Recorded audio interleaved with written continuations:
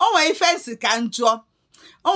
ka njọ wụcha ntị ya ọfụma. That is ụmụ nwoke be anyị nọ n'obodo South ya na ụmụ nwaanyị be anyị nọkwu n'obodo South, nke a metere ụmụ nwaanyị be anyị. A sị ka m jụọ ajụjụ a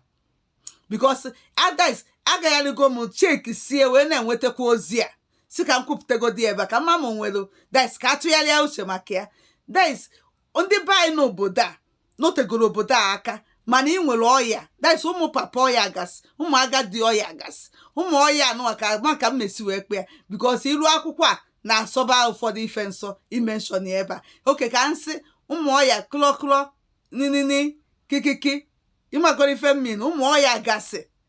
nọ n'obodo a inwelie ịbụ ndị Igbo be anyị. Unu nwere ịdịrị ọya dị otu a ọ pụta na unu aya anasị ana because o nwere onye nke m gbara ajụjụ ọnụ yes n'ime last week ọ sị m na ịdịrị ọya o nwere n'obodo a ọ na-aba anyị keko esi wee na-asụ 5 be anyị a na-achaji mmadụ dọkịta mee nke nwa dọkịta mee ndị dọkịta na-anasịsị mmadụ ego ị na-espend ya ego sọsọ n'ụlọ ọgwụ ka kafa esi wee survive ya. So wee na-ajụ ka njụ unu ndị ala ụmụ nwoke be anyị ọ bụkwa ụmụ nwaanyị be anyị abụrụ ndị ala. Ụmụ nwaanyị be anyị nọ n'obodo abụrụ ndị ala nọ ndị nkakwu. Ụmụ nwoke be anyị ndị iberibe ndị nzuzu ndị isi mọ nke because ọnụnwa na-enwekasị ọya na ụmụ nwaanyị be anyị ada enwe ọya. ụmụ nwaanyị be anyị ada enwe ọya after unu si na okpu na be ka nkụ n'obodo a ife a na-enye bụ mahala. Ife a na-akpọ mahala nọ na South bụ free. That is saraka. That is adachi ya adeki ego ọ bụkwa be anyị eje were ego na-egie. Okpu na be anyị juru ebe okpu na be na be anyị eji ego go mana ebe a bụ free. That is ọkwa na ije maybe na ijere ụlọ ọgwụ jebe megodo obere check-up ifu ebe a dọsara ya si paakị ichu paakị ya paakị kpojuo onye akpa wee na-ana ịghọtago. So wee na-ajụ because ọ ka m ji si na ụmụ nwaanyị be anyị ada enwe n'ọya bete adị m ụmụ nwaanyị because o nwere ike ọ bụrụ na anyị nwere ike nwekwa ụmụ ihe nke mgbani elu agasị ịghọtago. So ọ ka m ji adị ya ndị be na ọ bụrụ maka nke mmenwu nwaanyị ndị ụmụ nwaanyị be anyị adaghị ọya. Ụmụ nwaanyị be anyị adaghị ọya na fada epigharị ka unu si epigharị alịra na ikpu nwaanyị obodo. So wụcha ntị na n'ife onyonyo a dị sama ajụ na comment section na-ajụ si ọ pụtara na ndị nwere ọya ụmụ nnukwu ọya gasị ụmụ papa ọya okenye ọya gasị ụmụ ọya kọrọkọrọ nini kikikiki ọ pụtara na ndị nwere ya da anasị ya na because onye mbara ajụ ọnụ last week si m ka ife ọ na-anara eje eme kedu ebe ka o esi na-agwa onwe. So ọ pụtara na ihe anasị no mba che ka njugodi nwoke isi na-adọrọ mma ịchọzi ịdọ na ebe a ihe adọnazi ebe a final ị nwere mmenwu ọ na ị nwere nke mgbani elu ọ na ị nwere nke ihe na nke mkpụrụ obi na-efe efe ọ na ị nwere ihe na ka eze afafa gasị ị nwere ka ife a na-akpọ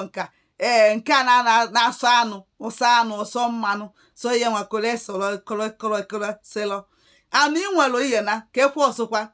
ụmụ ihe nke ịlacha ihe nlacha shuga n'inwelie ọ na inwekwara ihe na nke kankansa kakasasa na inwekwulie inwe nye je mee ihe je wa ya wa obe ya ebe kritie. So ihe a na-asị maka na obodo a na ọya na fa na-enye ọgwụ fili na fa na-enye ya ọgwụ na-enete ya anya ọfụma ya ada akwụ ụgwọ na ọgwụ n'obodo a mana ịnụgo na fasin ya na-akwụzi ha na-achụzi na nke private a na-eme nke free n'ihe na-ejezikwa a na-achụzi na nke gọọmenti a na-enye free n'ihe ejezi na nke private obe ka isi bute ego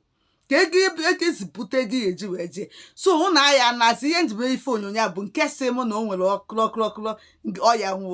gịnị na ọ na-aba ike ka o esi wee survive ama maka ọkpara afa nke kụlọkụlọ onwe nke o nwere ike na-ezi ezo nke wụrụ mmemmemmemmemmemme nwee ike ọ bụrụ mebi ọ dị ka korekọrọ sere bete ndị nwere na Naijiria na survive ihe jizi maka na ị nwere ọya tọ n'obodo a isi adịkwaghị mma.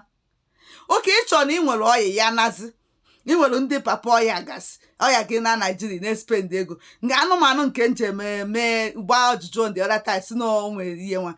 shuga na ọgwụ shuga adị ọba anyị emego m ife onyonyo ya sisi kwuwa ma ọgwụ shuga ọ dị be anyị. Hey ifere megbukwa unu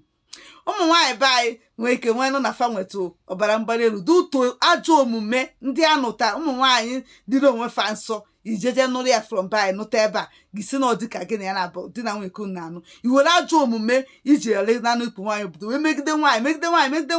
nwaanyị onwe ọbara mgbali elu. ọya sị na ọya na-asị maka na o nwere ọbara ọgwụ ihe ọ dọrọ na be anyị. So achọgodo nka mmadụ sagodo m esi m saa m na comment section si m o nwere ọya mmadụ nwere ike inwe were ọnụ ya decide ya like anụmanụ a gbara ajụjụ ọnụ si m na ya nara na ọ bụrụ olu ebe ọ taragodo afụ ọgwụ. O nwere ọya nwere ike inwe na ịtọ na be mmadụ alọ na-apụ ife ọ na-eme n'isi ịtọzie be mmadụ maka na ị nwere ọya. Nwaanyị ijije bute dị ọya ọya ji bịala ọ bụgoro na ọ bụrụ nke a na-ebute na mmekọ nwoke na nwaanyị nke ihe oke olili oke nwa owu ọnụ a iliteli onwe gị ma nke chuga ma nke koleto whatever gị nwa meteli onwe gị bụ nwoke onye ala na-amala ife oge nwa meteli onwe gị nwa chekpanye dị ọya bịala. So gwa m na comment section na o kwesịrị ekwesị na onye nwere ọya ndị papa ụmụ kọrọkọrọ niki ọya ekwesịghị na baba anyị na fa kwesịrị ịdọnọ n'obodo fabial ka dị ọya bịa ụtọ n'obodo fabia na at least na fa na-enedo mmadụ anya gbasara ya alụ idọnọzie ebe a nọzere ebe a wee emechie akwụkwọ ya emechisie akwụkwọ ya ebunazie anyị n'ozu maọbụ enizie anyị n'obodo a o kwesịrị ekwesị. Ana m eche na ebe na comment section ka anyị kalịa.